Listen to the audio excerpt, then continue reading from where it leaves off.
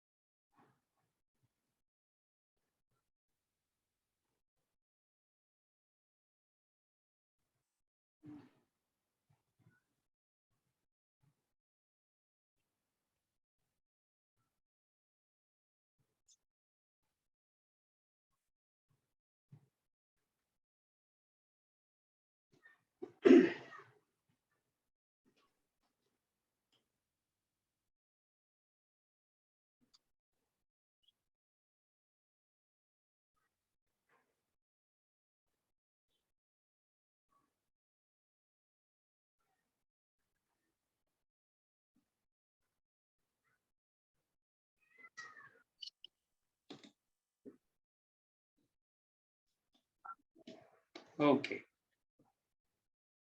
So we have discussed the 4 kleshas: avidya, asmita, rag, and dvesh. And today we will be discussing the 5th one, the final one. And the sutra reads, Swarasavahi vidushopi tatha rudo abhinivesha. The meaning is, as the ignorant, so in the learned, the firmly established inborn fear of annihilation is the affliction called Abhinivesh. Abhinivesh means fear of extinction. So now this is the 5th klesha and the strongest of all the kleshas. Why strongest of all the kleshas?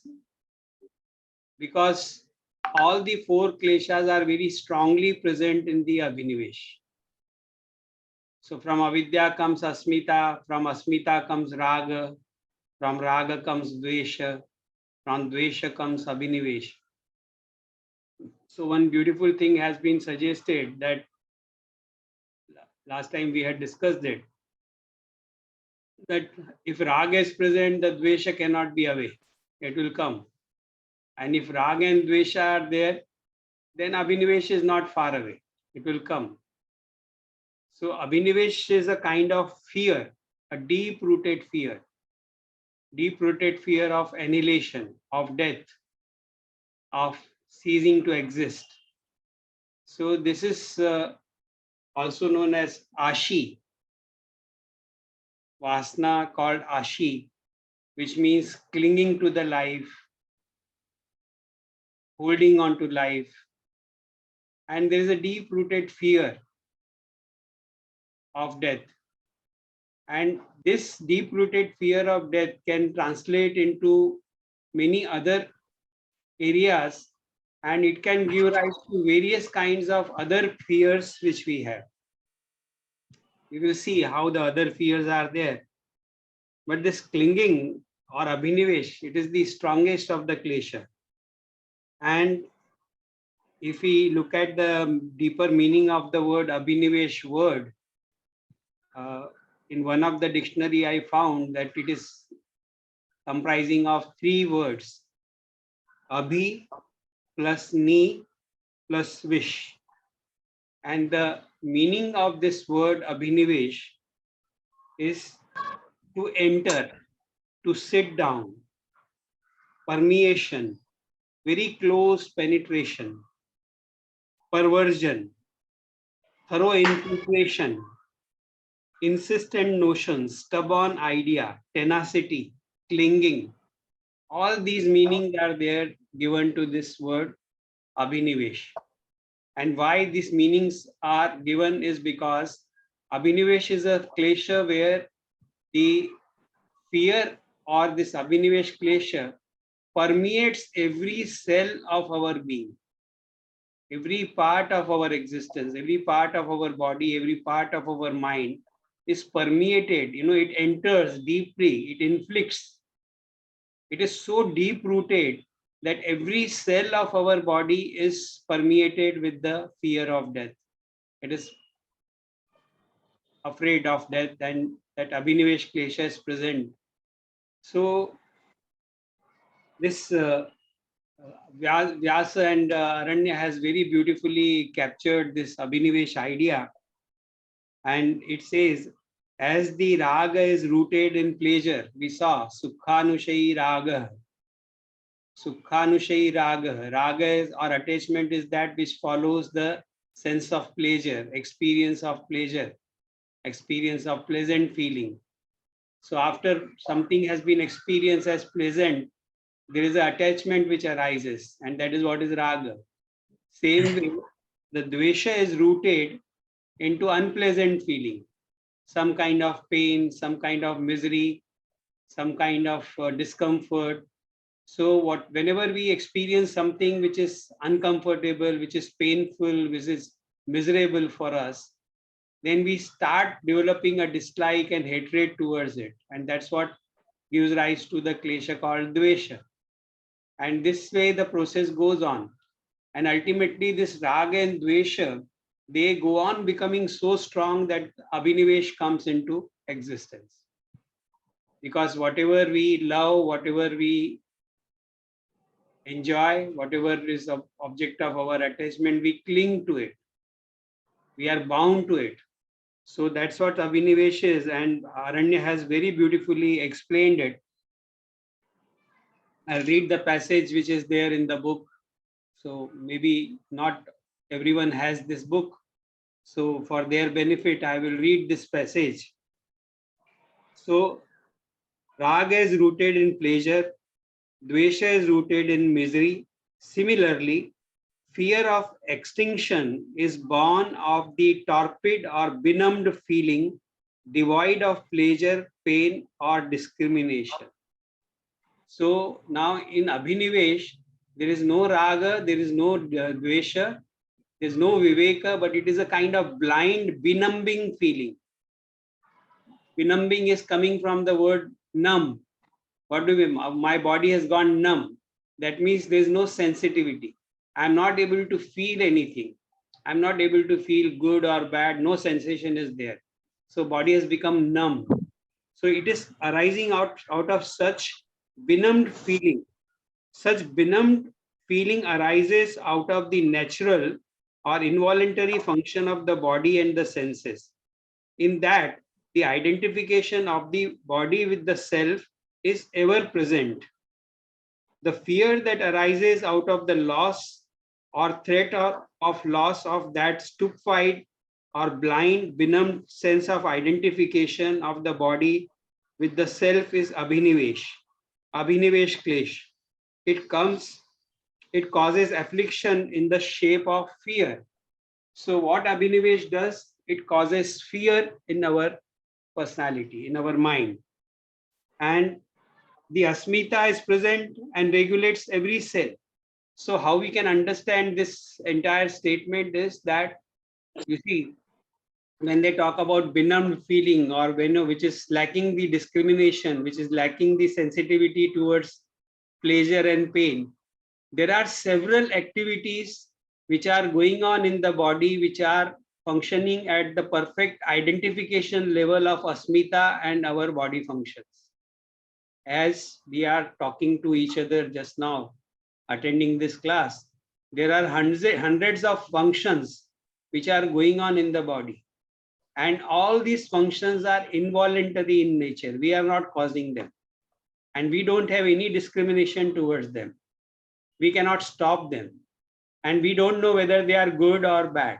We don't have any idea because we cannot judge, we cannot understand them, we cannot perceive them.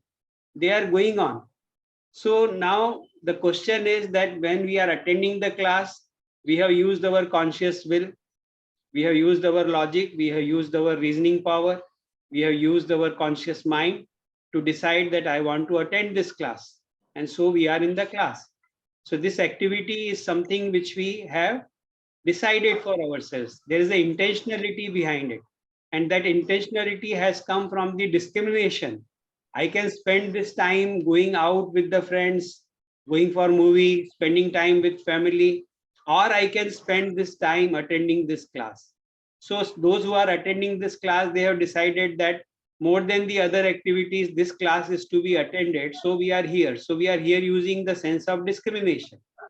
And here in the choice we have made of attending this class, there might be certain elements of raga and dvesha involved here. So if I ask you why do you attend class, you will say that I want to gain knowledge, or I like this class, I like Patanjali's Yoga Sutra, I like the ideas which are discussed in the class. So there might be element of raga and dvesha present here. At the same time, the discrimination is there. Like that, so many activities are there which we are performing in this manner, and they are all based on raga and dvesha. But while this is happening, our body is being preserved. Our body is being made worthy of doing all this. Who is doing it? How it is happening? So in the background, there are activities which are going on. The heart is beating, the blood circulation is going on, the liver is functioning, the kidneys are functioning, the brain is functioning in its own way. The cells are dying, cells are coming into existence, digestive processes is going on. We don't have any voluntary control over it. But there has to be somebody who's regulating it. Who's regulating all these involuntary activity? And that means now the neuroscientists have gone to the extent of saying that every cell of our body has got its own intelligence. From where this intelligence is coming? And what is the primary form of that intelligence? The primary form of every cell of our body is that intelligence is self-preservation. This is the most primary function of every cell. A cell is trying to perpetuate itself. Cell is trying to remain alive as long as it is possible. Cell is trying to protect itself. It is trying to preserve itself. And this preservation is happening at a very deep subconscious level. No doubt it is a regulated activity because our body doesn't grow many inches in a night. It remains same. It is being regulated. So some entity is regulating, some intelligence is regulating, some feeling is regulating. What is that feeling? So what is regulating it? Abhinivesh coupled with asmita is regulating this involuntary. That's why there is a benumbed feeling. This Abhinivesh has been identified as a benumbed feeling between the identification of asmita, that is the pure consciousness behind asmita. It gets identified with buddhi, the buddhi gets identified with asmita in the form of avidya, and then that gets identified with this feeling, deep feeling of fear. So that fear is working behind this self-preservation. It doesn't want to die, it doesn't want to, go out of existence. So this abhinivesh is there, and that's why this clinging is very, very important. And then, one thing has been which stated very beautifully, that the sutra reads, Swarasavahi vidusho api tatha rudho abhinivesha. There is some disturbance. So can please, somebody can, I don't know who's microphone, one has to mute. This Viraj just starting his this is not mute. Okay. Gentleman Viraj. Now it's okay. Yeah. So very beautifully, Sutra captures this. It says, Swarasavahi vidusho api tatha rudho abhinivesha. So it is not the ordinary individual who doesn't understand, who doesn't discriminate, but even in the most wise and learned people also this fear of death is there. This Abhinivesh Klesha is there. So many a times one will think that the people who are reading scriptures, who are religious, who are constantly reading about scriptures and other things, maybe they don't have the fear of death, but Sutra is saying that even amongst those wise people who know the Shastras, in them also this fear is equally present as it is present in the ignorant people. So reading, studying, knowledge, scripture knowledge, that is not a remedy for fear. Fear is to be remedied by some other thing, and that is yoga. That is the correct thinking. That is the viveka. So that is the important thing which this sutra is telling. And the important word again is swarasavahi. As we are born, immediately we have this Abhinivesha. So it is present not only in the wise, but it is present in every form of life. It is so universal, its hold. So Swarasavahi means it is instinctual. We are born with it. Swarasavahi अपने आप होता है, अपने आप होता है. तो ये अपने आप हो रहा है, नेचर से आ रहा है, इंस्टिंक्ट से आ रहा है, but one is born with it. So when one is born with it, छोटा सा मतलब उदाहरण अगर हम लोग देखेंगे, छोटा सा कीड़ा भी है. हम लोग बोलते हैं ना वो जो छोटी सी एंट रहती है, मूंगी जिसको बोलते हैं, चींटी. चींटी भी अगर if you corner ant, the ant will bite you. Same way, even small worm that is also afraid of dying, and they have conducted experiments where a little infant, if it is raised little high, there's a fear in the infant of falling. Now, the infant has not experienced falling at all so far. So from where this fear of falling is coming to? And with what that fear of falling is associated with. So there is a, this understanding. The sutra is saying Swarasavahi, it comes. And then based on that, it means that this fear of death is not something which is of present life, but it is coming to us from our sanskaras, from the sanskaras of avidya of many lives and deaths of many earlier lives. So this sutra is also in a way indicating that yoga believes in transmigration of soul. Yoga believes that we take birth again and again. And this unfounded, illogical fear of death, from where it is originating. So if we look at psychologists, there are diverse viewpoints in psychology. In psychology, when you talk about infant psychology, a child is born. So what kind of knowledge child carries? With what kind of knowledge child is born? So psychologists would say that, sucking the milk and very few basic instincts are there, which are there in the child. And when somebody says that, then why there is fear of death? So psychology or biology would say that it is inherent, it is a kind of instinct. So the question is, from where does the instinct arise? How does the instinct arise? So yoga has got very clear opinion, and so far whatever we have seen, we have got certain feelings. If we look at this avidya is also coming from sanskara. One wrong notion and that sanskara is born, and sanskara will go on becoming stronger and stronger, then it will turn into asmita. Asmita, when a person thinks, I am conscious, I am the doer, मैं करता हूँ, मैं धरता हूँ, मैं ज्ञाता हूँ, मैं कर रहा हूँ, मैं जानता हूँ. This thought arises, it goes on gaining impressions, it goes on getting sanskaras, it goes on getting more and more strength till it arises at a very specific area where we are automatically living this, that I am something, I am the knower, I am the consciousness. And from that, the identification again comes in the form of raga, in the form of dvesha. Raga, see the very definition of raga says, sukhanushayi raga. Rag kahan se utpann hota hai? सुख के अनुभव से राग उत्पन्न होता है. दुख कहां से उत्पन्न होता है? दुख के अनुभव से द्वेष उत्पन्न होता है. जब दुख का अनुभव होगा तो द्वेष होगा. जिसको दुख का अनुभव ही नहीं है, उसमें द्वेष होने की कोई संभावना ही नहीं. हम लोगों में द्वेष है. We hate certain things, we dislike certain things because we know they are not liked by us. And though that is based on our earlier experiences.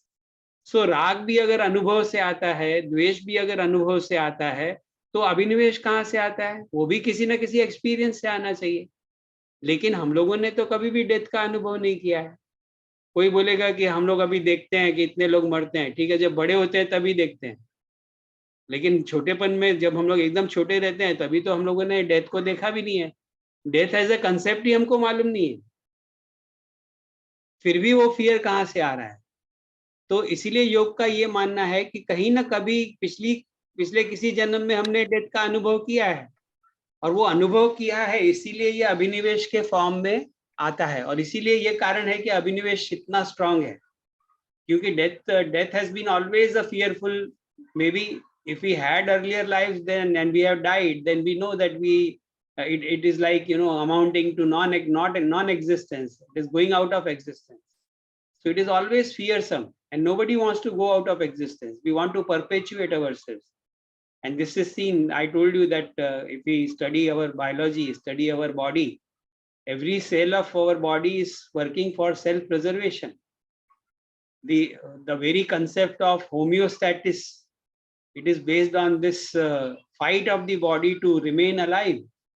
It is the struggle of the body to remain alive. So naturally, if we look at the body's function, we are naturally programmed to be healthy, because body has to survive in this world. So through our abuse, we may, if we don't disturb the equilibrium of the body, if we don't disturb the homeostatic balance, then it is very likely that we will live 100 years. Because the body has that tenacity, body has that capacity. And doctor, once or twice I heard him saying that, if a person is born in the human species, 100 years is the guarantee. So if you are not abuse your body, there is no toxicity, there are no accidents, there are no exterior causes, external causes, then body can function very well till 100 years. So because there is an inherent structure which is there in the body, which is preserving itself, which is creating this homeostatic balance. हमारा temperature एक निश्चित blood circulation सही dimension में चलता है, और कोई cause की वजह से, external causes की वजह से अगर कोई कमी ज्यादा होता है, तो there is sympathetic nervous system, parasympathetic nervous system. It is regulating the functions of body in such a way that body's health is preserved. When you need energy, some sympathetic nervous system comes into play, and you are provided with lot of energy. When you are resting, parasympathetic nervous system takes over, and then it is bringing about the activities down so that the body can preserve itself, the energy can be conserved. So all these are functions which are happening in the body, and somewhere they are connected to this benumbing feeling, this identification of asmita with the body, because every part of our body is extension of our asmita. We may not have thought deeply about it, but our eyes, they are extension of asmita. They are extension of our self. My eyes, my body, my ears, my tongue, my nose, my energy, my identification. So it is an extension of this my self-consciousness, or I. So somewhere ego is deeply related to every function of the body, and all the functions of the body, be it at the conscious level or be it at the subconscious level. It is the ego, it is the self which is regulating every activity of the body. So asmita takes the form of raga, dvesh, and culminates into the abhinivesha. And this is the reason that we cling to life. We don't want to die. And whenever we think of death, somehow we are, so afraid that we don't want to think about death. I don't know whether it will be appropriate, but then, yeah, it's a very important issue. It's a very important issue. We are so afraid of death that our parents also were so afraid of death that whenever some death occurred in our neighborhood, we were never shown the dead body. We were never allowed to go near the dead body. most of the parents will prevent their child to go to crematorium ground. They will not talk about death. They will not discuss about death. That death is something which is hush hush. Nobody talks about it. People are so afraid of death that they don't. I have seen this happening right from my childhood. I have been observing that people are afraid of even going to the crematorium ground. They don't want to pass near it because they are reminded of it. And if you are by chance, if you are passing near some crematorium ground and some body is being burned and the smells is coming, then it is so repulsive and so person is so disturbed that he can't eat well, he can't think properly. Such is the fear of death. And we don't think about it at all because somehow we want to push the thought of death away from us. This is how we live our life. We never face death. So much so that even the most learned and wise professional people, doctors who are seeing death in day in, day out, they also don't tell the patient that you are going to die. Very few doctors are there who will really tell a patient that you are going to die in 2-3 days or in a week. Doctors will give false hopes so that person remains uncomfortable, remains comfortable because they think that if they tell about death, he will become uncomfortable. So they want to, save him from this discomfort of thinking about death. So this is our normal approach towards death. We don't want to discuss with, we don't want to think about it. We don't want to tell it to our children that death is imminent and one day everybody has to go. As against our so-called civilized society where we are running away from death and discussion of the topic of death. There are aborigines and there are tribals where the children, when somebody dies, it is in front of child. Everything is in front of child. Child is learning. It's a learning process. So he knows what that death is. And maybe he understands much deeply. And then maybe he prepares. But we are not preparing. So that's why death is a topic which is a taboo. We don't want to discuss about it because there's an angst, there's an anxiety which is created. The moment we think about death, there is anxiety which is created. But that doesn't take away the fact that we are going to die one day. So, and because of the fear, we are not able to live at all correctly. This is the problem. So this anxiety related to death, it is incapacitating. It makes us not live. Dr. Jayadev says that we are not able to live our life fully because of this fear. If this fear was not there, then we can really enjoy life. We can really have good life and we can live a powerful life. We can live a very authentic life. That when I talked about Dr. Jayadev, I am reminded of another very important study which is there, or a very important philosophical lesson which I had learned while studying philosophy. There is a German philosopher. His name is Martin Heidegger. So when we were talking about this topic of Heidegger and Heidegger's philosophy, he says that most of the people live an inauthentic life. What is an inauthentic life? Inauthentic life is denying the reality and wishy-washy life where we are running away from the facts, where we are running away from the truth, and we are not living in the moment, we are not living in truth. And in a way, that kind of living is where we are not treating as a conscious thinking beings, but we are treating ourselves as objects. We treat ourselves as victims. ये death का भी ऐसा है, पता नहीं वो जब ये बोल रहा हूँ तो लाई हयात आई कजा ले चली चले, अपनी खुशी से आए ना अपनी खुशी चले, ऐसा एक शायर ने बोला है. तो जिंदगी मिल गई, आ गए, जब कजा आएगी, जब मौत आएगी तो चले जाएंगे. So that kind of uncertainty is there. और वो मतलब because we are not thinking about it, we are always afraid of it, so we are denying it. And when we are denying it, in a way we are living an inauthentic life. We are trying to escape and we are functioning as an object rather than thinking that we are active, we are conscious, we can decide so many things because we know so many things. but we don't want to know it because it is too uncomfortable. So he says that when a person becomes aware of his death, or he has got a limited existence, historicity, and death is imminent. So when he thinks of death, there is an angst created, anxiety is created.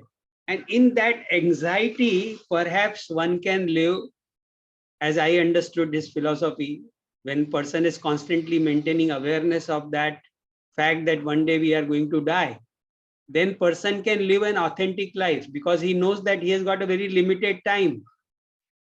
And this limited times would affect his thinking, his decision. And that's what you will find. Martin Heidegger, I was, when I was reading, I was very surprised that how he's talking about it. But then I was looking at the Dr. Jaydev's works on Sankhya. So he did PhD in Sankhya and in Mahabharata, particularly Shanti Parva. So in Shanti Parva, in whatever chapters he did PhD, it is dealing with Sankhya very, very deeply. So Moksha Dharma Parva, part of Mahabharata, in which Dr. Jaydev has done research.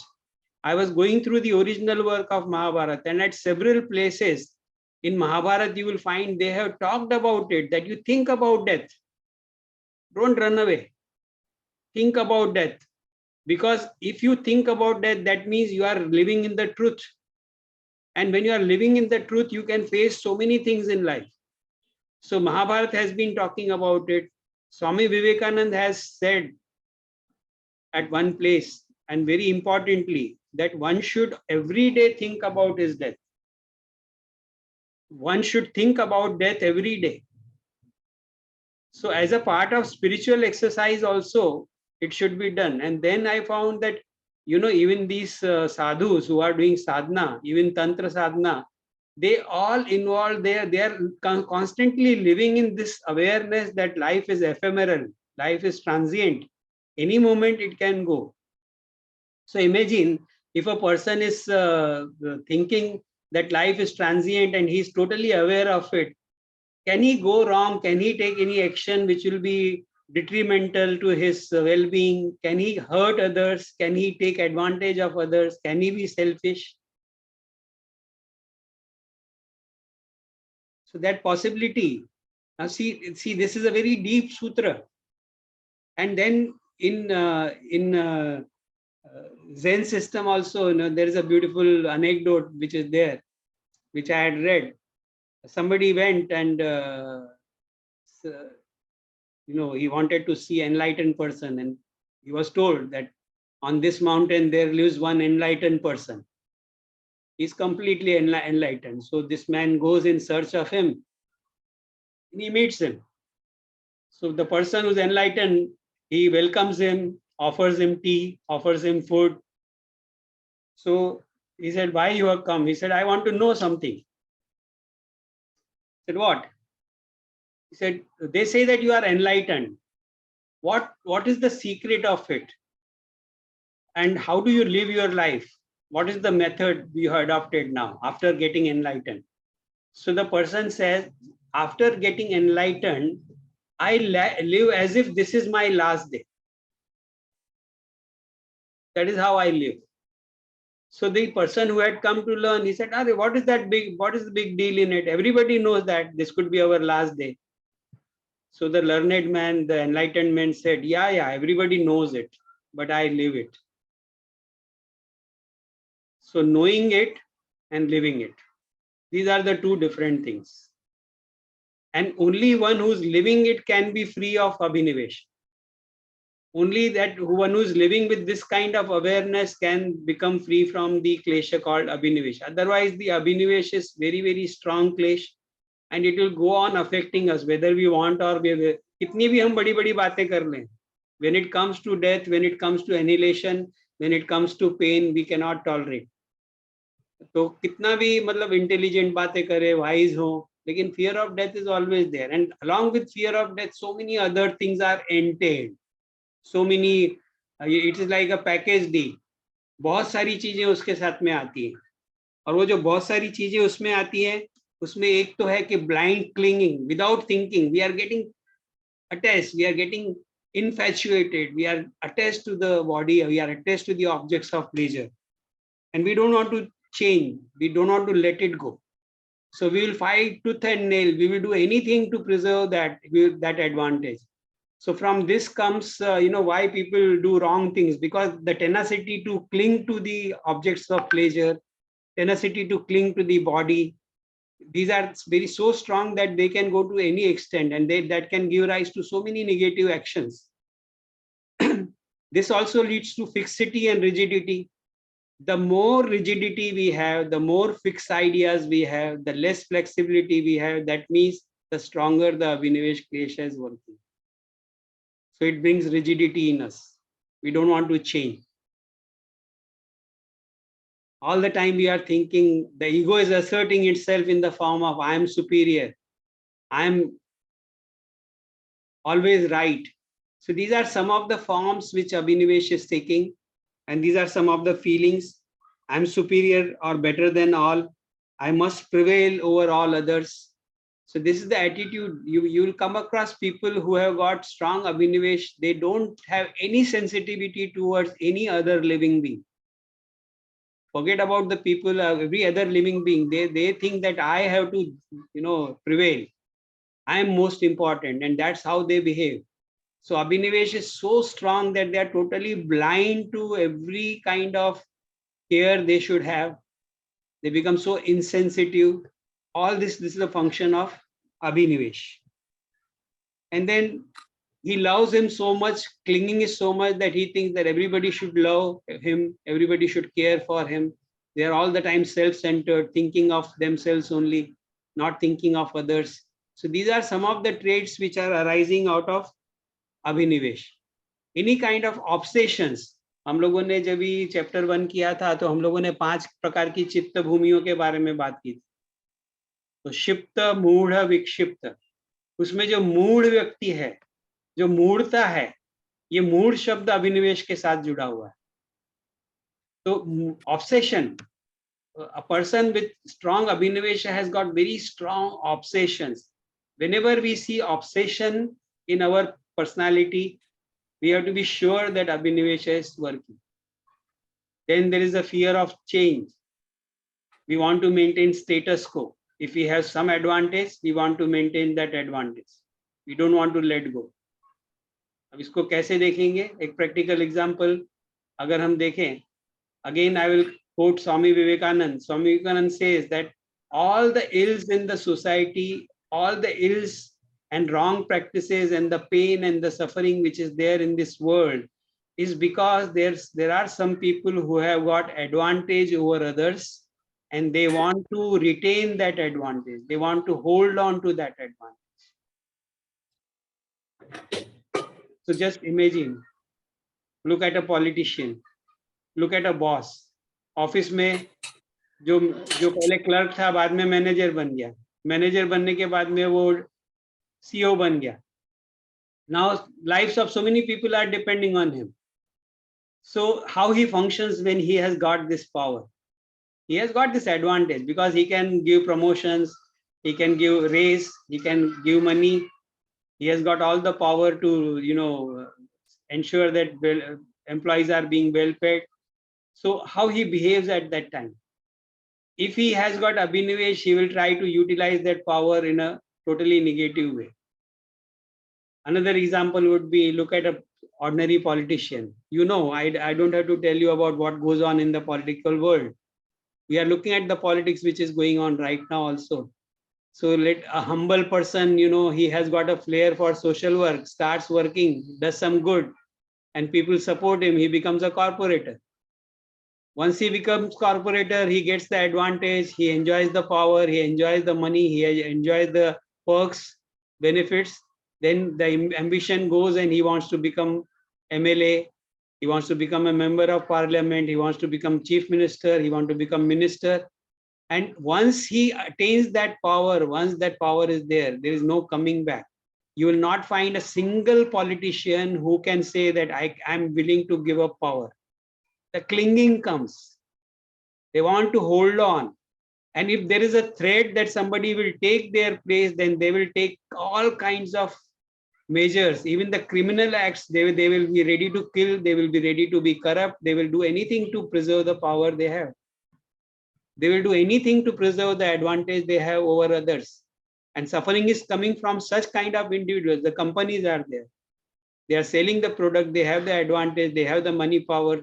So they always want the consumer to be uneducated so they can dictate the terms and they can keep on earning money.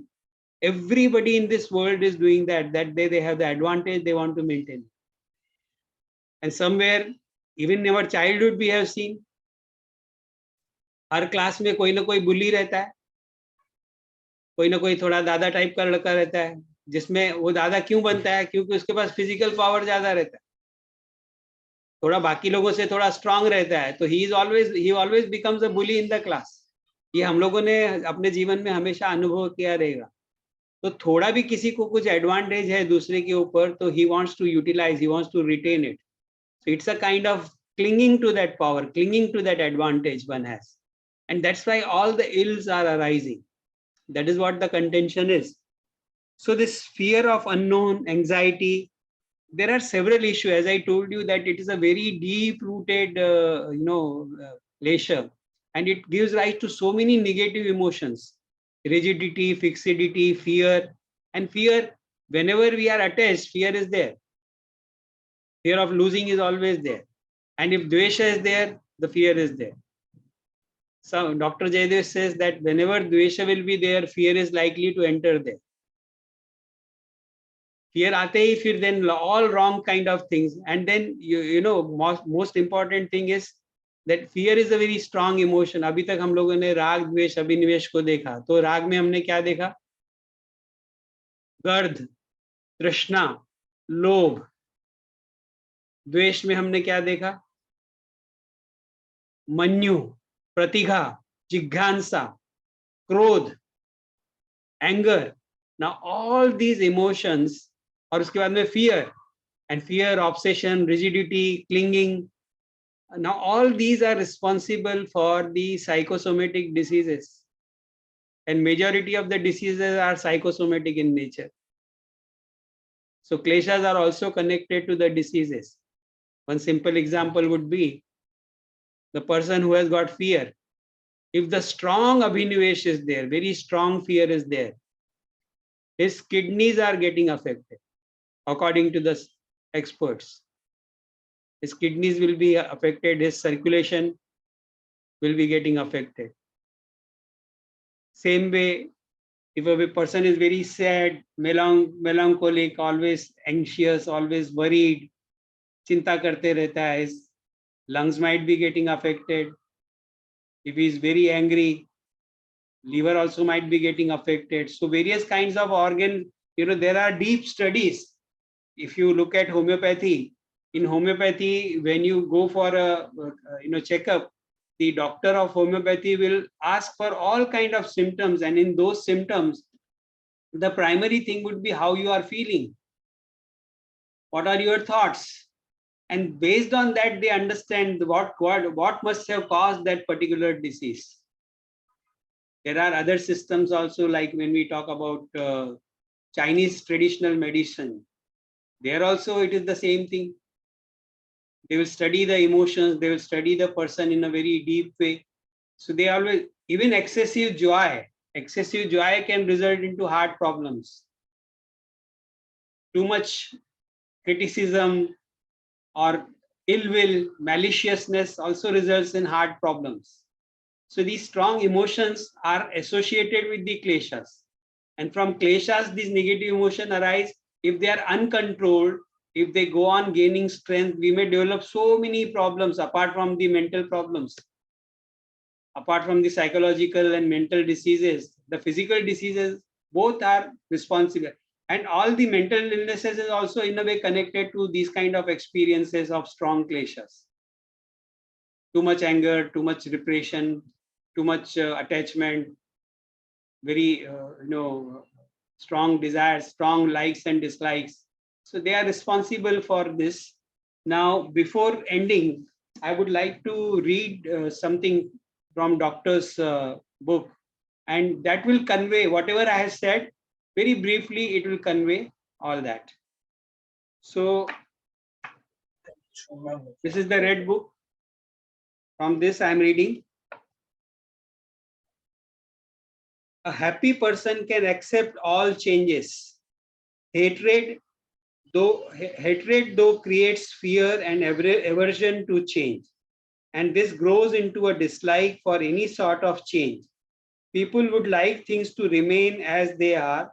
Most of us crave to maintain the status quo and are resistant to change. This results in a kind of clinging to one's body and state of being. We resist any kind of change in our state of being. This is, of course, a total misconception on the part of the individual who believes that he can control things and prevent change. But this sort of thinking and clinging to the status quo seeps so deeply into our system that we developed an animal-like fear of change, the highest form of which is death. It becomes deeper and deeper, and as it takes the form of instinct, the entire thing, that is food, sleep, fear, and sex, for self-preservation is like an instinct. This clinging and instinct for self-preservation is not uncommon even among those considered wise. This instinct of fear of change and self-annihilation is an all-pervasive and very powerful instinct, and the hardest to work on. If one wants to overcome it at all, one would have to start with the very first Klesha, that is avidya. Unless one has a total belief in the spiritual reality, it is very difficult to overcome this instinct. Men like Raman Maharshi or Ramakrishna had such an overwhelming faith in spiritual life that they had no fear. Such a belief leads to overcoming the I sense. One can look at the body as something external, and this in turn weakens the attachment. One does not pursue the objects of pleasure. When one does not have any strong attachment, one does not have any hatred either. In the absence of hatred, there is no fear. As they say, no philosopher can overcome his toothache, physical pain.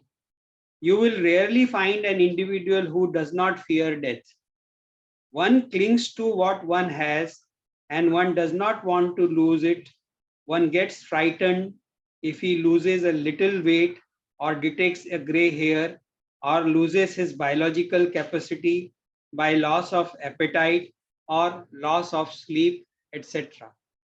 So this passage by Dr. Jaydev, it explains the reach of Abhinivesha. It is very powerful. Now the question comes, what should we do? First of all, as has been suggested by Mahabharata and by psychologists, philosophers, and by Swami Vivekananda, this is not something which is a taboo. We should not avoid, but we should think perhaps about it. That could be the one thing, so that then we can become aware. And then, as doctor says, working on the very first klesha, avidya, if we go deeper into it, that way one can really, maintain that awareness where one can accept that, okay, it is an inevitable thing. So doctor says that foolishly people think that they can control, but we can't control. Things are going to change and they are going to change. The change is inevitable. So it's no use controlling them. Foolishly, if we try to control, then what happens? And he has given a beautiful example of gray hair.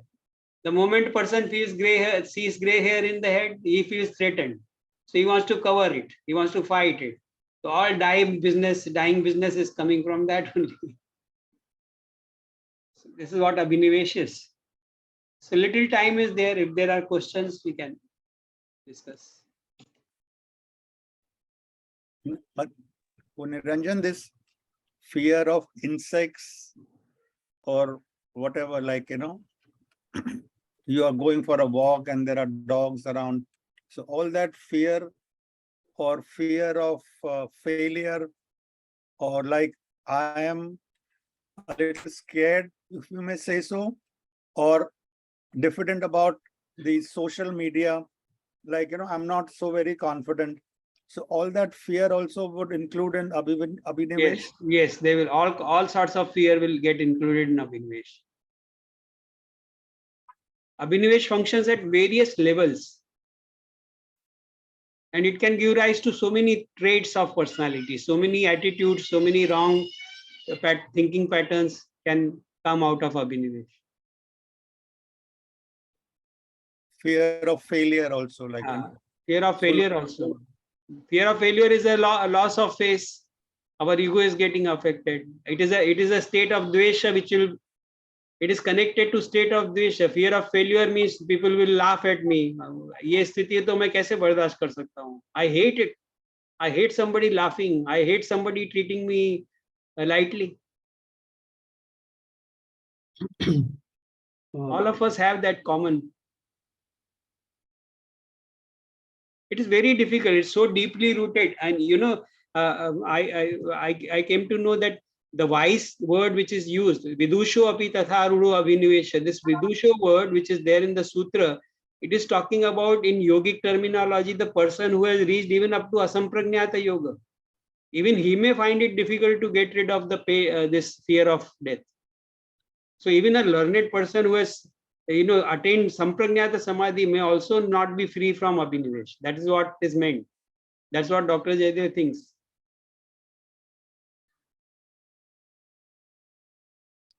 So can I ask a question? Yes, please. Yeah.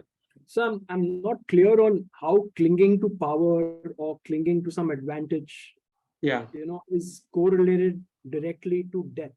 So I'm seeing death as a different fear, and clinging on to things, clinging on to some advantage as totally independent of death. So I'm not able to join both these. So fear of annihilation, where I cease to exist, that is the fear, right? Abhinivesh means the fear of death. What does fear of death means? That I will cease to exist. Now that means I will not be there. My body will not be there. My mind will not be there. The way I am there, I will not be there. So from this, now look at the advantage. You are in an area where you are enjoying a lot of power. Now, the moment some change comes, automatically the fear will come that I may lose this advantage. So in a way, it will be a death of that advantage. Whatever advantage, or whatever. You see, the most surprising part of the Abhinivesh Klesha is that person may have a totally wretched kind of life. कभी कभी देखते ना, उसका हालत बहुत बुरा रहता है, लेकिन अगर उसको बोलो कि भैया ये तुम उसको करेक्टिव स्टेप है, ऐसा करोगे तो तुम्हारा ठीक हो जाएगा, but he will not take correct steps. He will cling to that wretched life also. So it is not only the power, but वो wretched condition भी. इसीलिए इंग्लिश में भी कहावत बनी है कि a known enemy is better than unknown friend. तो ये हमारे मन में ये डर क्यों है अननोन का? तो ये अननोन का डर अभिनिवेश से ही है, बिकॉज अननोन कुछ नया आएगा तो अभी जो है वो बदल जाएगा. अभी जो मेरा एग्जिस्टेंस है, अभी जिस प्रकार से मैं रह रहा हूँ, that will change. That means this situation will die and a new situation will come, and I am not ready to accept new situation. कभी कभी तो ये रहता है कि जॉब चेंज करने का. Many people are not able to progress in life because of the fear कि अरे मैं यहाँ छोड़ूंगा, आगे पता नहीं क्या है. And those who take the risk of doing that, they grow, they evolve, and they become rich, or they become very wise, or they become very advantageous position. But that fear is not allowing us to take the next step. We are clinging to what is, because we don't want to allow that to die. We think, हाँ मेरे को मालूम है ना, मुझे मालूम है कि ये सही है, बस मैं comfortable हूँ इसमें. So we become very comfortable in status quo. और इवन जो हम लोग बोलते हैं कि you see the growth lies after out of the comfort zone. Nobody wants to leave comfort zone because it is known. When you leave comfort zone, it is death of comfort zone, and then the growth comes. So death of comfort zone, death of advantage, death of clinging power. I understand that, but can it be that I'm worried about the death of these things that you mentioned, but not worried about dying. No, physically dying. it is any kind of such change is seen as a threat to your own self. You see, what is stress? Stress is perceived as a threat to your existence. Stress is a small change, but that is perceived as a, it is an attack on your life. That is how you perceive. That's why fight and flight response is there. There are very ordinary situations in life where fight and flight response का कोई सवाल ही नहीं पैदा होता. Still we are going through because we are wired like that. We are programmed like that. तो अभी जिसको public speaking डर है उसको खड़ा कर दो बात करने के लिए, देखो क्या होता है. देखो क्या होता है. You are not taking his life. It is not a fear of death, but look at him, what he undergoes. It will be like a death. Thank you. Sir, can I ask one question? Yes. Sir, like we have all experienced death in our previous lifetimes. So something that we have experienced, we already know.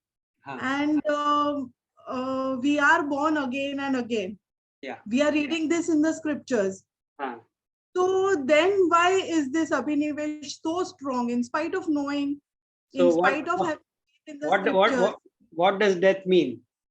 What does death mean? Right now, if we say that I'm going to die, what does it mean? That whatever I love, whosoever is dear to me, I am going away from them.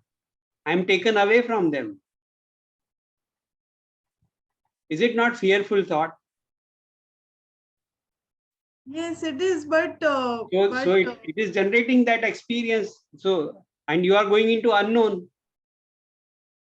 Nobody knows what happens after death. So it is a totally unknown, uncharted area. So that fear is there. And death would mean that, why person is clinging to life. Even if he is sick. वो लोग बोलते हैं ना उसमें जीने की इच्छा इतनी थी कि वो जी रहा है. अदरवाइज उसकी बॉडी तो काम नहीं कर रही है, उसका माइंड तो काम नहीं कर रहा है, फिर भी वो उसको जीने की बहुत तीव्र इच्छा करके जी रहा है. For what he is living?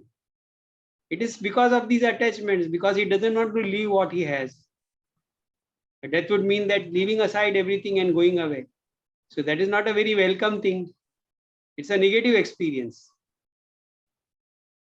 We are intellectually talking about it. Even I don't have that experience. You also don't have that experience. True, sir. But since we read in the Bhagavad Gita and everywhere in the scriptures that we are born again and again, so that we are talking intellectually, true. Bhagavad Gita में chapter 2 में तो सांख्य की शुरुआत ही उसी से है कि आत्मा अमर है. वहीं से भगवद गीता की शुरुआत होती है. जो योग बोल रहा है वही भगवद गीता बोल रही है. Right, sir. ठीक है, we leave it here.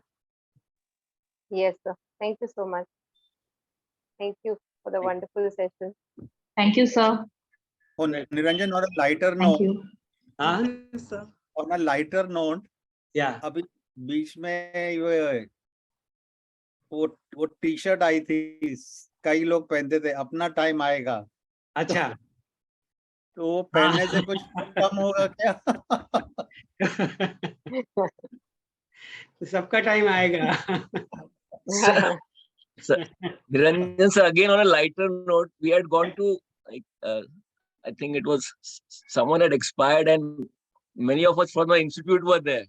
And that time one of our colleagues was quite senior. To him, Ajay sir is telling, "Apna time bhi aayega." He was saying, "Abhi ek signal milke gaya hai. Abhi ek signal aaya tha." It's beautiful. मतलब वहाँ पे serious होने का कोई बात ही नहीं है. इतना दुखी मत हो, अपना टाइम भी आएगा ऐसा. Ajay sir was telling him, "अपना भी आएगा." लाइन में है. Okay. And sir, just requesting for last sessions recordings, sir. We will put it. You'll have to have patience. Yeah.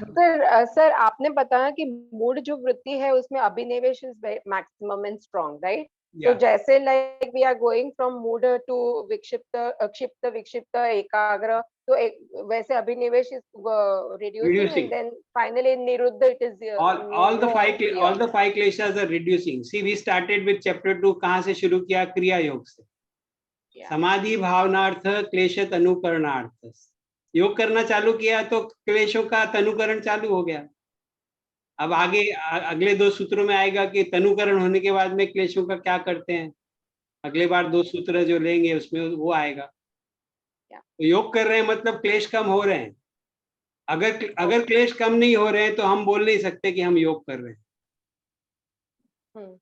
जो व्यक्ति योग कर रहा है उसमें क्लेश कम होने ही होने हैं, क्योंकि यही योग है. क्लेशों को कम करना ही योग है. So in ekagra sthiti also the abhinivesha is there. It's in only in niruddha it won't be there. Yeah, it won't be. Oh. Thank you. Thank you. Thank you, sir. Thank you, sir. Thank you, sir.